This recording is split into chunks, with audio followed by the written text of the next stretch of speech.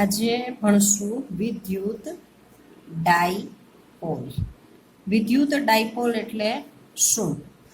એકબીજાથી નિશ્ચિત અંતર ઉપર જો બે વિદ્યુત ભારો, એક પ્લસ અને એક માઇનસ, આવી રીતે મૂકેલા હોય તો આ બનતી સમગ્ર રચનાને કહેશું વિદ્યુત ડાયપોલ. વિદ્યુત ડાયપોલ સાથે સંકળાયેલી ભૌતિક રાશિ ધ્યાનમાં લીધા જેવી છે એને કહેશું ડાયપોલ મોમેન્ટ. ડાયપોલની ડાયપોલ મોમેન્ટ, જેને પી વડે દર્શાવશું, પી સદિશ. અને આ પી સદિશ નું મૂલ્ય છે એ 2AQ વડે વ્યાખ્યાયિત થાય અને સદિશનું મૂલ્ય અને સદિશની દિશામાંનો એકમ સદિશ અને પી લઈએ તો આ પી સદિશ બરાબર 2AQ પી એકમ સદિશ. આ વસ્તુ આપણને આપે છે ડાયપોલ મોમેન્ટ. બરાબર. અને આ રાશિ માટે આપણે જે આનો એકમ આપણે લેશું 2A અંતર માટે મીટર અને Q એટલે કુલમ્બ, ને કુલમ્બ ઇન્ટુ મીટર. ઓકે. આ ડાયપોલ માટે જુદા જુદા બે કિસ્સામાં આપણે વિદ્યુત ક્ષેત્ર શોધવાનું છે. એમાંનો પહેલો કિસ્સો લઈએ. પહેલો કિસ્સો છે કે ડાયપોલની અક્ષ પરના કોઈ પણ બિંદુએ ડાયપોલના લીધે વિદ્યુત ક્ષેત્ર કેટલું થશે એ શોધો. તો અક્ષ પરના બિંદુ એટલે ડાયપોલની અક્ષ કોને કહેશું? તો જે રેખા ધન વિદ્યુતભાર અને ઋણ વિદ્યુતભાર બંનેમાંથી પસાર થઈ જતી હોય. તો આવી હું એક રેખા દોરું કે જે બંનેમાંથી પસાર થાય છે. આવી રેખા પરના કોઈ એક બિંદુએ ડાયપોલ ના લીધે વિદ્યુત ક્ષેત્ર ઈ કેટલું થશે એની ગણતરી આપણે કરશું. આ આપણો પહેલો કિસ્સો છે ગણતરી માટેનો. તો ડાયપોલનું કેન્દ્ર હું અહીંયા લઉં, માની લઈએ કે ઓ બિંદુ છે એ ડાયપોલનું કેન્દ્ર છે. તો ડાયપોલના કેન્દ્રથી બંને બાજુનું અંતર છે તો એક સરખું એ જેટલું જ હોય. આ અંતર પણ એ હોય અને આ અંતર પણ એ હોય. અને એમ ધારી લઈએ કે ડાયપોલના કેન્દ્રથી આપણે જે બિંદુએ વિદ્યુત ક્ષેત્ર શોધવું છે એ સ્મોલ આર જેટલા અંતરે છે. બરાબર. હવે સંપાતપણાનો જે સિદ્ધાંત આપણે ઉપયોગ કરીએ છીએ એ જ ઉપયોગ કરીએ કે પી બિંદુએ વિદ્યુત ક્ષેત્ર શોધવું હોય તો કેવી રીતે મળે? તો એક તો ધન વિદ્યુતભારના લીધે અને એક ઋણ વિદ્યુતભારના લીધે, બંનેના લીધે મળતા ઈનો સદિશ સરવાળો. તો પી બિંદુએ કુલ વિદ્યુત ક્ષેત્ર બરાબર હું આમ લખી શકું ઈ પ્લસ ક્યુ ના લીધે પ્લસ ઈ માઇનસ ક્યુ ના લીધે. તો પ્લસ ક્યુ ના લીધે વિદ્યુત ક્ષેત્ર કેવું મળશે? તો પી બિંદુએ પ્લસ ક્યુ એટલે બહાર તરફની દિશામાં, એટલે આ દિશામાં ઈ પ્લસ ક્યુ. માઇનસ ક્યુ ના લીધે એનાથી ઉલટું અંદર તરફ પ્રવેશતું માઇનસ ક્યુમાં, એટલે આ દિશામાં. તો અહીંયા ઈ પ્લસ આ દિશામાં છે તો ઈ માઇનસ ક્યુ થી વિરુદ્ધ દિશામાં છે, એટલે આપણે અહીંયા જો પ્લસ ક્યુ ને ધન લીધું હોય તો માઇનસ ક્યુ ને લીધે ઈ ઋણ લેવું જોઈએ. બરાબર. હવે બંનેના મૂલ્ય તો સરખા જ હશે ઉપર, પણ અંતર જુદા છે. અહીંયા પ્લસ ક્યુ થી પી બિંદુ છે એ કેટલા અંતરે છે? તો આર માઇનસ એ, આટલું. આ આખું અંતર છે આર, એમાંથી એ જેટલું અંતર કાઢી નાખીએ તો આર માઇનસ એ જેટલા અંતરે પી બિંદુ છે પ્લસ ક્યુ થી. એટલે અહીંયા આપણે લખવું જોઈએ કે q upon r minus a square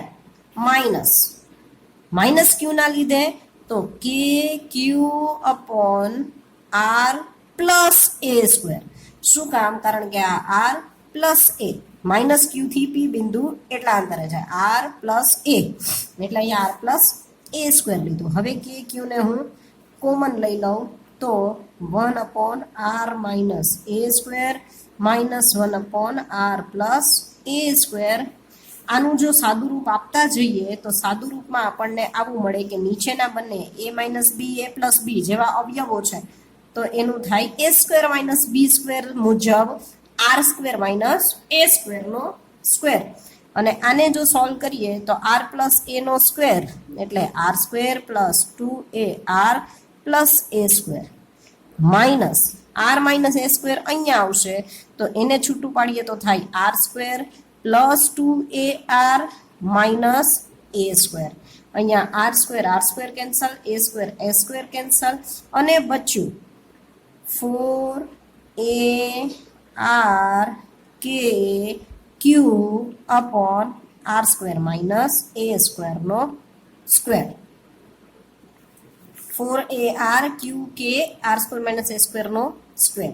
હવે જો હું એમ માનું કે આ અક્ષ ઉપરનું જે મેં પી બિંદુ લીધું હતું, પી બિંદુ ખૂબ દૂર છે, એનો મતલબ કે અંતર આર ખૂબ મોટું છે, તો આર જો વેરી મચ ગ્રેટર ધેન એ હોય તો અહીંયા એ સ્ક્વેરને આપણે અવગણી શકીએ. તો એ સ્ક્વેરને હું અવગણું તો કે ક્યુ છે એ આગળ લઈ લઉં, 4ar ના છેદમાં આર સ્ક્વેર માઇનસ એ સ્ક્વેરમાં એ સ્ક્વેર અવગણી દઈએ તો આર સ્ક્વેરનો સ્ક્વેર એટલે આરની 4 ઘાત, એટલે એક વારનો આર કેન્સલ થઈ જાય તો આપણું સૂત્ર આવું થાય 4aq અપોન આર ક્યુબ. અહીંયા ડાયપોલ મોમેન્ટની વ્યાખ્યા મુજબ 2 ને એમને રહેવા દઈએ અને બાકી 2aq ની જગ્યાએ જો હું પી સદિશ લખું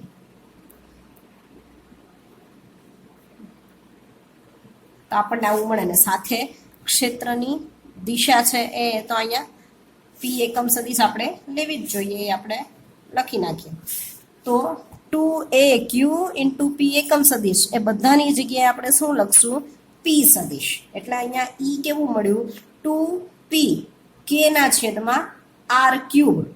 જો કે ની જગ્યાએ મૂકી દઈએ તો આમ પણ થાય 1/4πε0 2p ના છેદમાં આર ક્યુબ. એટલે કે ડાયપોલના લીધે ડાયપોલની અક્ષ પરના કોઈ એક બિંદુએ વિદ્યુત ક્ષેત્ર 1/r ક્યુબ અનુસાર બદલાય છે.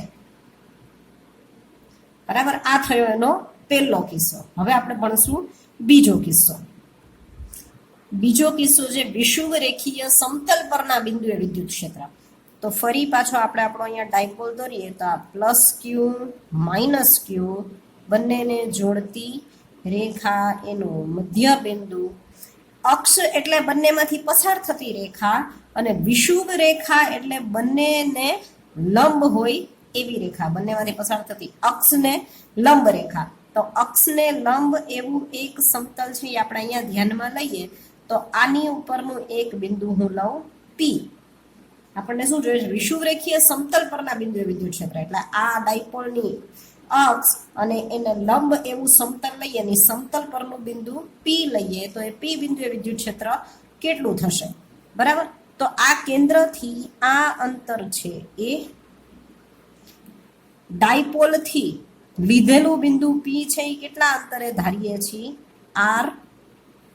અને બંને વિદ્યુત ભારના લીધે પી બિંદુએ વિદ્યુત ક્ષેત્ર શોધવું છે તો પ્લસ ક્યુ છે ઈ આના કરતા કેટલા અંતરે હશે? આર સ્ક્વેર વત્તા એ સ્ક્વેર. આ કાટકોણ ત્રિકોણના નિયમ મુજબ આર સ્ક્વેર વત્તા એ સ્ક્વેર રેસ ટુ 1/2 અને માઇનસ ક્યુ પણ આર સ્ક્વેર વત્તા એ સ્ક્વેર રેસ ટુ 1/2. આ બેના લીધે પી બિંદુએ વિદ્યુત ક્ષેત્ર શોધવું છે. એટલે બંને પી બિંદુથી કેટલા અંતરે છે આપણે જોઈ લીધું.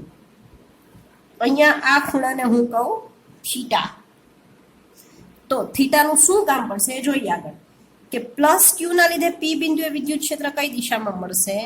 આ દિશામાં, કારણ કે પ્લસ ના લીધે બહાર જતી ક્ષેત્ર રેખા તો ઈ પ્લસ ક્યુ. માઇનસ ના લીધે ક્ષેત્ર રેખા અંદર તરફ પ્રવેશતી એટલે ઈ માઇનસ ક્યુ આ દિશામાં. અને બંનેનું પરિણામી વિદ્યુત ક્ષેત્ર કઈ દિશામાં વળે? આપણો સમાંતર બાજુ ચતુષ્કોણ દોરું તો એ આ દિશામાં એટલે ઈ. તો અહીંયા બીજી રીતે પણ આમ પણ જોઈ શકાય. આ ખૂણો કેટલો છે? થીટા. તો ઈ પ્લસ ક્યુ નો એક ઘટક અહીંયા મળે અને એક ઘટક આ દિશામાં મળે. તેવી જ રીતે માઇનસ ક્યુ છે એનો પણ આ ખૂણો થીટા, એનો એક ઘટક છે એ આ દિશામાં મળે અને બીજો ઘટક છે એ આ દિશામાં મળે. હવે પ્લસ ક્યુ અને માઇનસ ક્યુ બંનેનો એક ઘટક ઉપર નીચે વિરુદ્ધ દિશામાં છે એટલે એના લીધે પી બિંદુએ વિદ્યુત ક્ષેત્ર 0. પણ બંનેના જે ડાયપોલને સમાંતર ઘટકો છે, ડાયપોલને સમાંતર ઘટકો, એ બંનેનો અહીંયા સરવાળો થશે એટલે ઈ મળશે એ ઈ પ્લસ ક્યુ કોસ થીટા માઇનસ પ્લસ ઈ માઇનસ ક્યુ કોસ થીટા. આ બંને ઘટકોનો સરવાળો થઈને જે મળશે એ જ આપણને કુલ વિદ્યુત ક્ષેત્ર મળશે. અને અહીંયા મળતું વિદ્યુત ક્ષેત્ર આ દિશામાં છે. અહીંયા ડાયપોલ મોમેન્ટની દિશા દોરવી હોય તો ડાયપોલ મોમેન્ટની દિશા હંમેશા માઇનસથી પ્લસ આ દિશામાં છે અને એટલા માટે અહીંયા મળતું વિદ્યુત ક્ષેત્ર છે એ આપણે ઋણ લેશું. તો એની ગણતરી હવે કરીએ તો ઈ બરાબર ઋણ ઈ પ્લસ ક્યુ કોસ થીટા પ્લસ ઈ માઇનસ ક્યુ કોસ થીટા અને ડાયપોલની દિશામાંના એકમ સદિશની વિરુદ્ધ દિશામાંનો સદિશ. બરાબર. તો ઈ પ્લસ ક્યુ ઈ માઇનસ ક્યુ બંનેના મૂલ્ય સરખા જ હશે અહીંયા, કારણ કે બંને પી થી એક સરખા અંતરે છે. તો હું એને કોમન જ લઈ લઉં અને જે આપણું મૂલ્ય મળશે એ જ સીધું લખી દઈએ. તો ઈ પ્લસ કેટલું મળશે? ઈ પ્લસ ક્યુ કે એ માઇનસ બંને કે ક્યુ અપોન અંતર કેટલું છે? આર સ્ક્વેર વત્તા એ સ્ક્વેર એની 1/2 ઘાત છે ને એનો વર્ગ થશે એટલે બંને કેન્સલ થઈ જશે, ખાલી બચશે આર સ્ક્વેર વત્તા a square into cos theta p એકમ સદિશ. પણ કોસ થીટા પણ આપણને અહીંયાથી આ ત્રિકોણ ઉપરથી મળી જાય. કોસ થીટા એટલે પાસેની બાજુ છેદમાં કર્ણ, તો પાસેની બાજુ એ કર્ણ આર સ્ક્વેર વત્તા એ સ્ક્વેરની 1/2 ઘાત. તો અહીંયા એની જગ્યાએ લખીએ કે માઇનસ કે ક્યુ અપોન આર સ્ક્વેર વત્તા એ સ્ક્વેર અને કોસ થીટા એટલે એ ના છેદમાં આર સ્ક્વેર વત્તા એ સ્ક્વેર રેસ ટુ 1/2 પી એકમ સદિશ. તો અહીંયા બીજું કે ઈ પ્લસ ઈ માઇનસ બંનેનો સરવાળો થશે તો અહીંયા આપણને મળશે 2kq cos theta upon sorry અહીંયા પણ 2kq. તો એટલા માટે માઇનસ 2qa ત્રણેયને હું ભેગા કરી દઉં છું 2aq આર સ્ક્વેર વત્તા એ સ્ક્વેર અહીંયા એની એક ઘાત અહીંયા એકના છેદમાં 2 ઘાત. તો બંનેનો સરવાળો કરીએ તો આર સ્ક્વેર વત્તા એ સ્ક્વેરની 1 + 1/2 3/2 ઘાત. ફરી પાછું આપણે પહેલા કિસ્સામાં લીધો તો એ જ કિસ્સો લઈએ કે જો આર એ કરતાં ખૂબ મોટું હોય તો એને અવગણીએ તો r square raise to 3/2 2 cancel તો છેદમાં બચશે આર ક્યુબ એટલે કે ઈ બરાબર માઇનસ કે ના છેદમાં આર ક્યુબ અને ફરી પાછું 2aq ઇન્ટુ પી એકમ સદિશ. આ આખાને હું પી સદિશ તરીકે લઈ શકું. તો આપણને મળ્યું વિષુવવૃત્તીય સમતલ પરના કોઈ બિંદુએ વિદ્યુત ક્ષેત્ર અને એ વિદ્યુત ક્ષેત્ર પણ ઈ પ્રપોર્શનલ ટુ 1/r³ છે. એટલે આપણે જનરલી એવું કહી શકીએ કે ડાયપોલના લીધે ડાયપોલથી નિશ્ચિત અંતરે આવેલા બિંદુએ વિદ્યુત ક્ષેત્ર છે એ 1/r³ અનુસાર બદલાય છે.